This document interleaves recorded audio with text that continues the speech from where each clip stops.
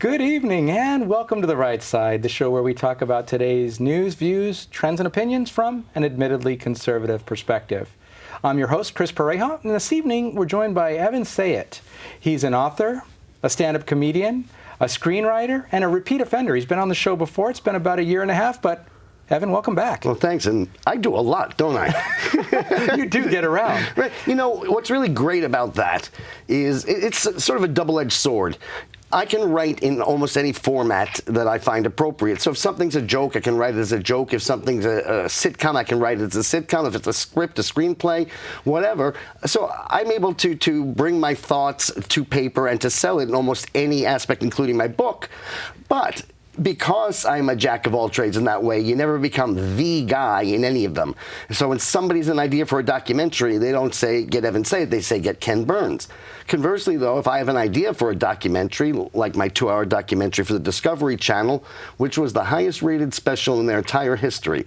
This is true. For about a decade, my documentary on the 1970s, I wanted to call it, remember back then they had When Animals Attack? I wanted to call mine the 70s, When Decades Attack.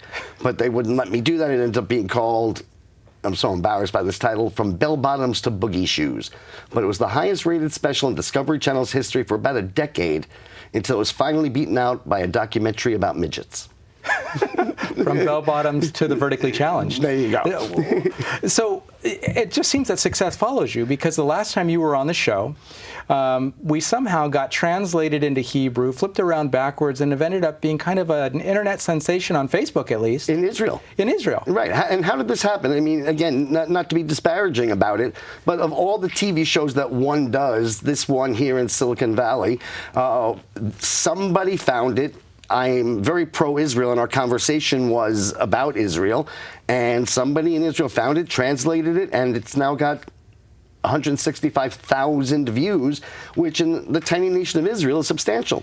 It's huge. So the question is, did they send you stats on conversions to conservatism after you unleashed on the liberal mindset? You know, it's funny because they actually are converting to conservatism in Israel. There's almost no Labor Party there any longer. So they've become wiser, and partly because they're on the front lines against Islamic fascism, while we're still able to be stupid and not suffer defeat. We suffer great loss, great casualties we saw in Orlando, but nonetheless, they seem to have gotten wiser there quicker than we have here. And should we attribute that to your interview here? Would that be, we've changed the world in some small way? Look, I think of it, I think of all of these things like an atomic bomb and critical mass. You never know which atom. It's inert, it's inert, it's inert, and then one atom changes everything, and now you've got an explosion. So maybe it was our atom. That would be awesome. And yeah. So, and that was based on your book, The Kindergarten of Eden, and why liberals think that the way that they do. Have they changed much over the last 2.5 years? No, they've only solidified in both their thinking and, unfortunately, in their power and in their excesses. I mean, we have a president of the United States who does not mind lying about a situation in Ferguson, Missouri. He knew Michael Brown's hands weren't up. He knew that this drug-addled career criminal had tried to murder a policeman. If he were a good person, he would have taken to the bully pulpit and told the American people this was not a case of racism. Instead, he lied in order to incite the kinds of violence that we now have. So let's take a step back, though. I can't. I'm okay. Oh, yeah, don't fall off the stage. Yeah. No, the question liability. is, people might think you've always been this way. You've always had this kind of, some might term an anti-liberal bias. But you actually used to be one. Yeah, I grew up a New York City-born liberal Jew. My liberalism wasn't intellectual. It wasn't that I had read Das Kapital or read Saul Alinsky and compared it to arguments from the right. It was just what my friend Andrew Breitbart would call the default factory setting for somebody born into that demographic. I mean, growing up in New York as a Jew, I knew what all liberals know. I know that liberals are good and conservatives are evil. I knew I was good, so I must be a liberal. So what brought you to the dark side? You know, I call myself a 9/13 Republican. A lot of people call themselves 9/11 Republicans. 9/11 didn't change me. 9/11 didn't surprise me. Right? Obviously, I didn't know the date. I didn't know the targets. The carnage sickened me. But even then, as a brain-dead liberal, I knew just enough about the world to know that the same people who were murdering the Jews of Israel for no other reason they were the closest infidels, who were murdering Hindus in India for no other reason they were the closest infidels, who were murdering Buddhists in Afghanistan for no other reason they were the closest infidels, would, when they could make their way across those oceans, come and kill the big infidel. Of course they would come and massacre the great Satan if and when they could. No, so it wasn't 9/11 that surprised me. It's what I metaphorically call 9/12. Right? That's the days and the weeks and the months and now the years after 9/11 and the liberal response to the attacks. The idea that we deserved them? That it was, in the words of the spiritual mentor of our president, Jeremiah Wright, the chickens coming home to roost? And that the way to prevent further attacks was to be nicer to the terrorists? This was insane to me. And, liberals, we were supposed to hate religious fanaticism. And yet you heard these liberals defending the Islamic fascists and lying about Americans, this most secular people, the people of New York City, that they deserved it. This was just insane to me. And so I began to think, if that's how liberals think on this issue, how do they think on other issues? And Chris, I have an expression. The first time you think is the last time you're a Democrat. I had a similar experience in my conversion away from the Democrat Party. But tell us more. I mean, what has your research shown? What drives the mindset of passivism, of these other things that you discovered in your journey? Yeah, look, it's complex, which is why it's an entire book. And there are really actually three kinds of modern liberals. There's the true believer. And the true believer believes that if we can eliminate the recognition of right and wrong, better and worse, truth and lies, if we can eliminate all comparisons, we'll eliminate all war. After all, if nothing's better than anything else, if your religion's not better than my religion, then why would we war? If your country's not better than my country, why would we war? So they believe that their job is to tear down the recognition of the better and elevate in esteem and stature well, let's just say the stature, because I'm not finding the right word, of the lesser until everything meets in the middle and there's nothing to disagree about. Because if we don't disagree, then we won't fight. If we won't fight, then we won't go to war. Without war, there'll be no poverty. Without poverty, there'll be no crime. Without crime, there'll be no injustice. It's a utopian ideology, and all that's required to usher in this utopia is to eliminate all fact, reason, logic, truth, beauty, all the things that we use to try to recognize what is better and then work on its behalf.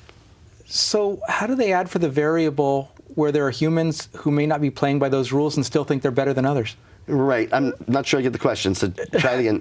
No, well, I mean, so this is all fine if everyone's playing by the same rules, but as humans, we tend to want to get ahead. Sure, sometimes it's self-serving or other things. Well, but I think what you're saying is in the real world, the better does exist. And because the better exists and because it proves itself, it becomes successful because it is the better, whether it's the better constitution, whether it's the better religion. What the liberal has to do is, while he wants to make everything appear to meet in the middle, because the better exists, he has to attack the better. And when you get to the exceptional, how does he explain America's exceptional strength, America's exceptional prosperity, if we're nothing special as a nation? The only possible answer is, not only is our success unfair, why should we be successful if we're nothing special, but given that we are the most successful nation in all of human history, we have to be the biggest injustice ever. So they don't make everything meet in the middle. What they do is they flip-flop good and evil, right and wrong, so that this is why they despise Israel. It's not because Israel is the worst nation on the planet. It's because Israel is one of the best nations on the planet, as proved by their symphony orchestras, their skyscrapers, their Nobel Prize-winning physicists, all the things that their better culture has led them to achieve. That leads the modern liberal, who's so open-minded, nothing's better than anything else, to not only see Israel's success as unjust, but because they are exceptionally successful, they must be an exceptional injustice. Yeah. And so when you can't explain it, you just apologize for it and try to shred it. That's exactly right. You have to apologize. Look, if our Constitution is nothing special, if our Judeo-Christian heritage is nothing special, and by the way, the President of the United States was asked this. He said, he was asked, do you believe in American exceptionalism? And he gave a very clever, very politic answer in which he said, yes, I do. and then made very clear he meant no, I don't. What he said was, yes, I believe in American exceptionalism, just as I'm sure the Greeks believe in Greek exceptionalism and the Brits believe in British exceptionalism. In other words, he doesn't believe America is exceptional because of our unique constitution, our Judeo-Christian heritage, our Protestant work ethic. He just thinks America is exceptional because he lives here and he roots for the home team. If he lived in Great Britain, he would think they were exceptional. If he lived in Greece, he would think Greece was exceptional. But here's the problem. If America isn't special, if our culture and we didn't earn our success, then one, our success is unjust. And two, how do they then go about proving that injustice? They have to make up lies. So they'll say America is imperialist. We got our success because we stole it from other countries. Well, the reality is America is the least imperialist major power in all of human history. Think about this. When England was the world's only superpower, they tried to take over the world. The sun never set on the British Empire. Right? When Japan was the world's only superpower, they tried to take over the world. When France and Napoleon was the world's only superpower, when Germany and Hitler was the world's only superpower, they tried to take over the world. After World War II, all right, our factories were running at full bore. Because of those oceans, our land was pristine. Asia was in ashes. Europe was decimated. Africa was, as always, a non-starter. Islam was, as always, primitive. And we held in our hand a weapon where we could have gone to any nation around the world and said, we're taking you over or we're going to use this. And not only didn't we take over the world, Chris, we didn't even take over Canada. Or Mexico. Or Mexico, right? And by the way, I have proof that it's the liberals, not the conservatives, who are racists. How come every time they say, if that racist Republican wins, I'm moving, they say I'm moving to Canada? What's wrong with Mexico? Right, how come every time they want to turn America into a foreign country, it's always Sweden, the whitest country in the world? It's because they're racists. Well, and not only that, looking at the policies and everything else, they bring race to the forefront nearly every time. If we look at what's happening right now. There's a reason for it. And one of them is, I mean, it's such a central point in my book, and I borrow it from Alan Bloom in The Closing of the American Mind. He says, the opposite of indiscriminateness is the evil of having discriminated. Thinking is an act of bigotry.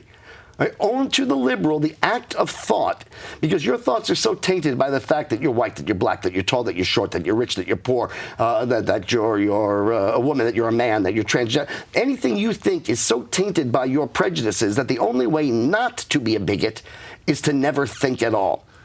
All right? It's indiscriminateness, and the opposite of indiscriminateness is discrimination. That's why everything you say, it's why that placard that I see at the Tea Party gatherings, it doesn't matter what this sign says, they'll still say it's racist. It doesn't matter, because as long as there's an idea on it, that's proof positive that you're discriminating. Yeah, horrible thing. Right?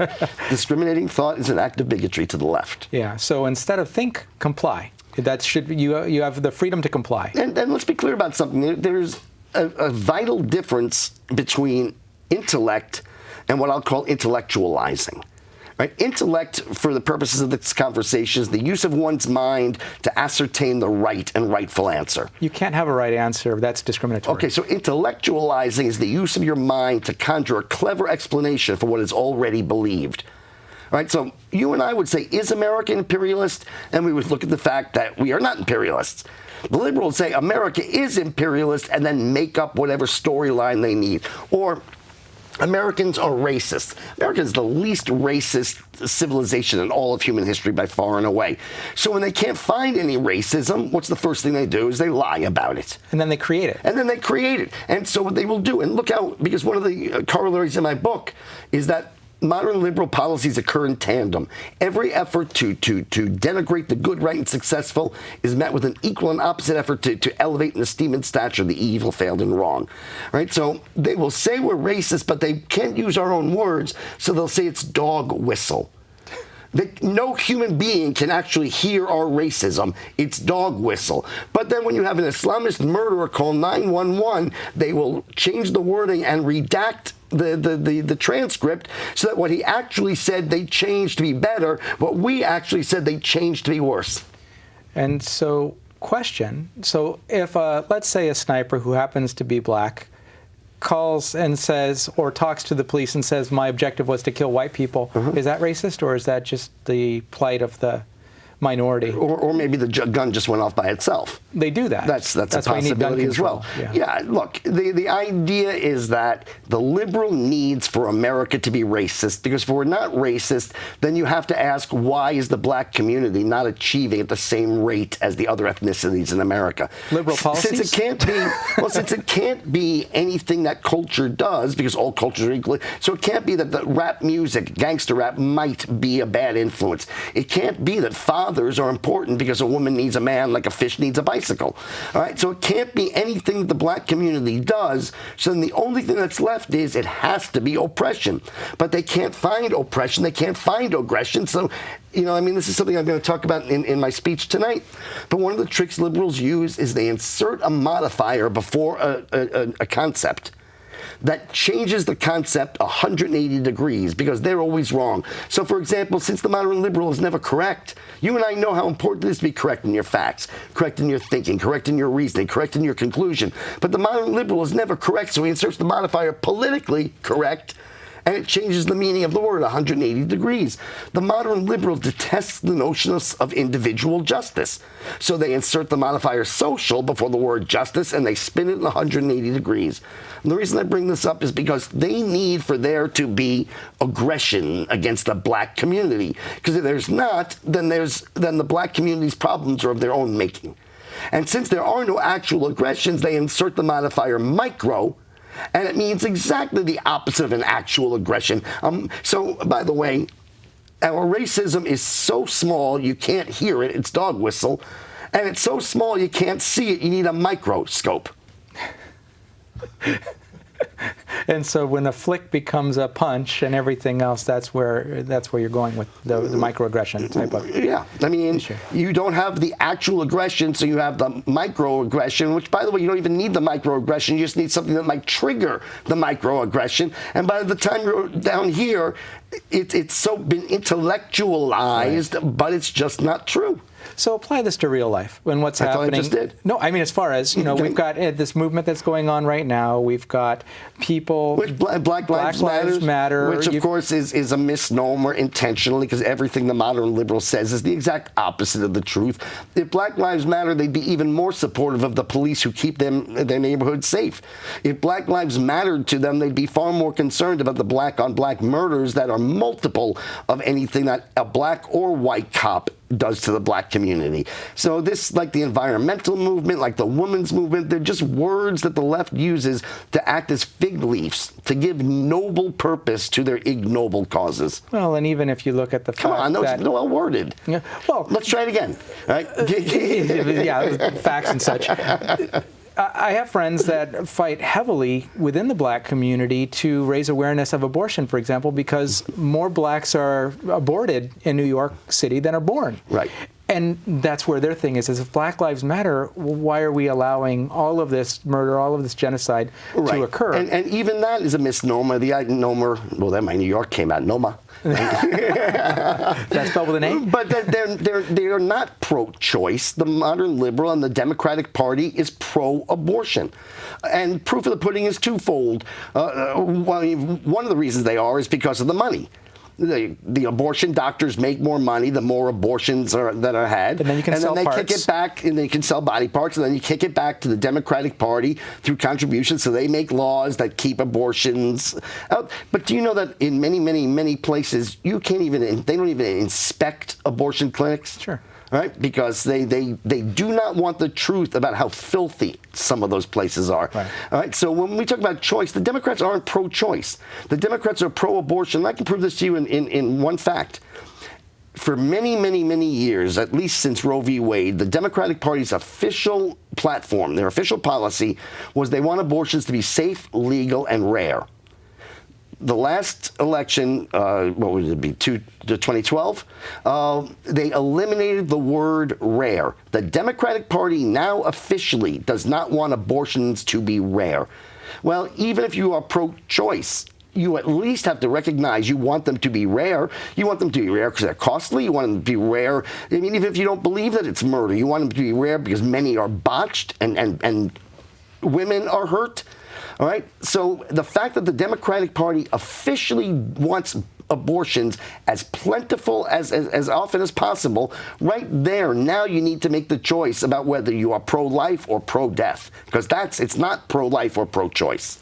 So you were talking about things like elections and Democrat Party and everything else. We just had major news in the last week about Hillary Clinton being let off by the FBI. And many within the Democrat Party don't care that she's been under investigation.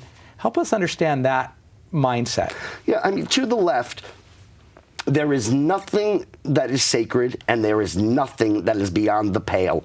There is nobody that they care about. Everything is for, well, to use David Horowitz's phrase, everything is for the revolution.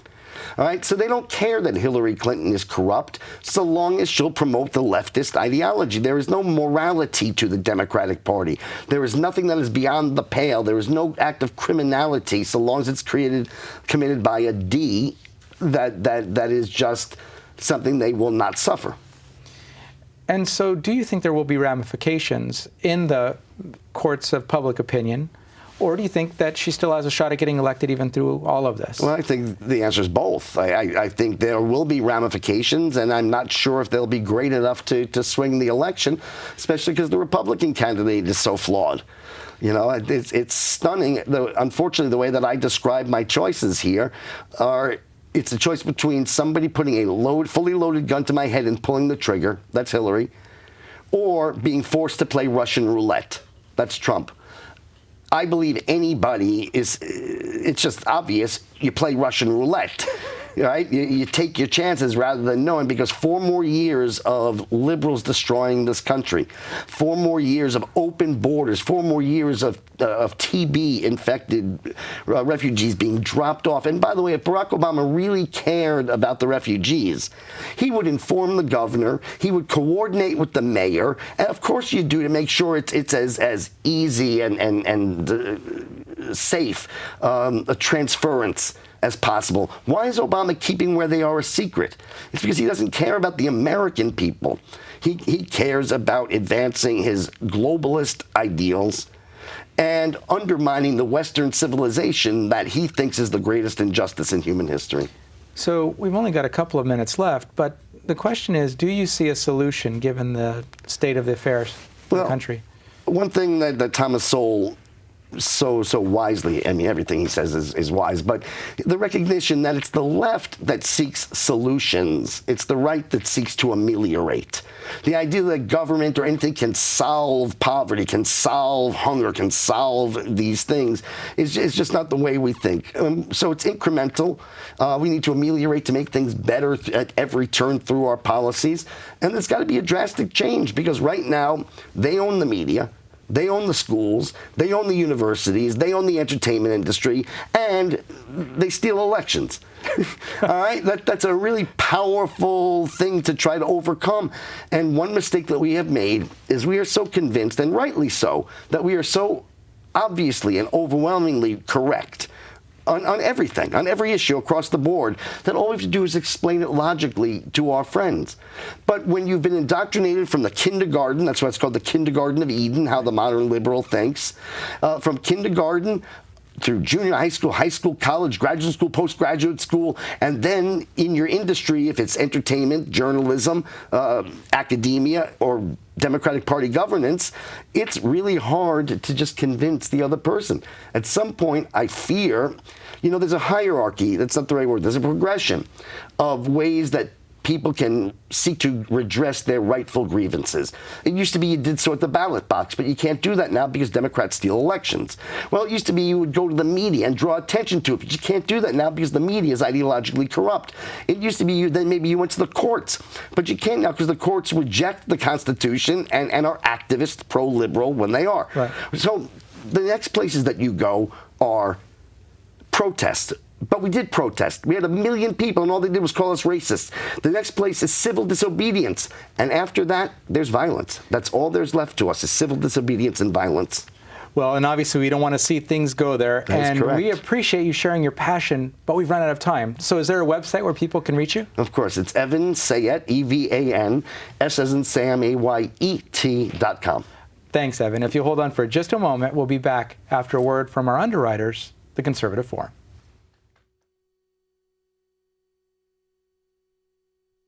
Some people think that a meeting of conservatives in Silicon Valley could fit in a small room. In fact, when the Conservative Forum was founded in 2003, we did meet in a small room, a coffee shop in San Jose. It doesn't get more grassroots than this. It may surprise you that there are thousands of people right here in Silicon Valley who share your principles of liberty, free markets, and limited government. Since our humble beginnings in that coffee shop, we've outgrown 3 meeting halls. From San Jose to Gilroy to Mill Valley, we bring hundreds of people together each month from all over the Bay Area to promote the principles of American liberty. How do we do it? It starts with a stellar lineup of speakers. Speakers like Steve Forbes, Senator Jim DeMint, Dr. Victor Davis Hanson, Lieutenant Colonel Alan West, Andrew Breitbart, Pamela Geller, and many others. These speakers passionately articulate our shared principles and remind us why conservatism isn't just the smart choice, it's also the moral choice. Our monthly meetings are only one dimension of the forum. We underwrite The Right Side, a monthly television show on cable access channel KMVT. We also host a monthly Constitution discussion group and provide tables at our meetings for more than a dozen local groups who share our love of liberty to promote their specific cause. The Conservative Forum is the premier place in Silicon Valley for conservatives to gather, become invigorated, motivated, and empowered. We welcome guests to our monthly meetings and offer special discounted pricing to first-time visitors. Take a look at our speaker lineup in the coming months and join us to learn why we say liberty is made in America.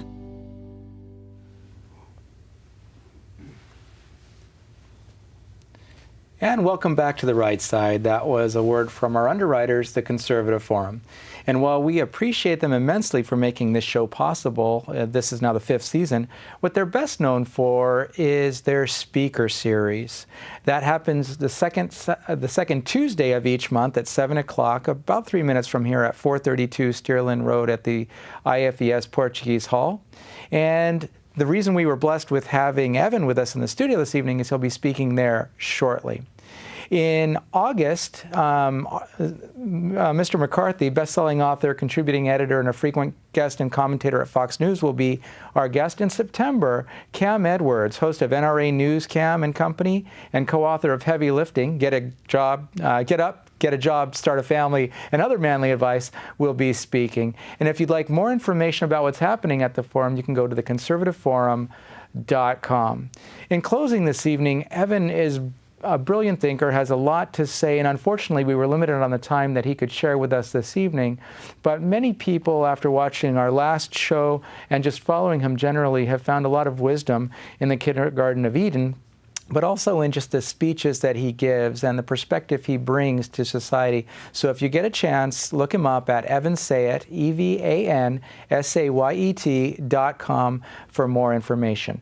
We've appreciated having you with us this evening. We look forward to seeing you again on the show or in person sometime in the near future. But if you just can't wait, reach out to us at therightsidetv@gmail.com and we'll get your questions answered, put out the flaming darts, whatever you have to send at us. Thanks again, and have a great night.